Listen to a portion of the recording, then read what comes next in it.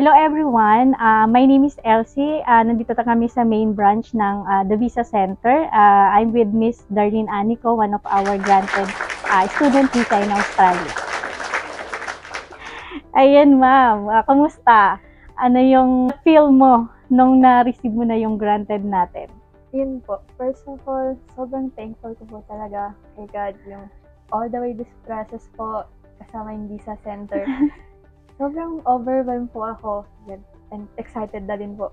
Oo. Ang intake mo ay this coming April. Oo. Ano nga yung kinuha mong course, ma'am? Under Project Management and Advanced Project Management po. Yes, kasi si ma'am is nasa engineering siya. So, ayan ma'am. Ano masasabi mo, ma'am, sa The Visa Center?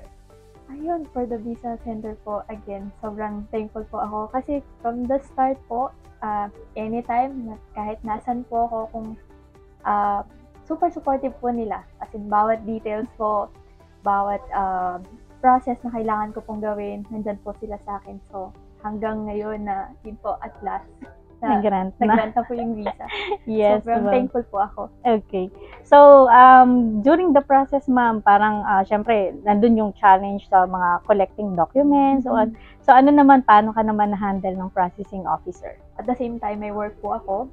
Nag-aayos po ako ng documents. So, bali parang nandyan po sila palagi sa akin para i-remind po ako kailangan before on time, ganyan.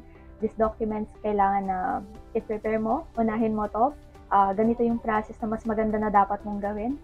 So, dahil doon, yun, naabot ko yung pangarap ko na pagpunta ng Australia. Sino yung PO natin, ma'am? Si Mr. Patrick po at si Ma'am. Ayan. So, it is really an honor with us na naging part kami ng journey mo, ma'am. So, in behalf of the Visa Center, talagang, ayun, nakakatuwa at last nag-grant ka na, ma'am. Ano po yung sa tingin mo ma-advise mo sa student din na katulad natin or sa mga nakikinig syempre sa The Visa Center? Ayun, para sa akin po, highly recommend ko po itong The Visa Center dahil sure po, mula simula hanggang huli, tutulungan nila kayo, susuportahan nila kayo.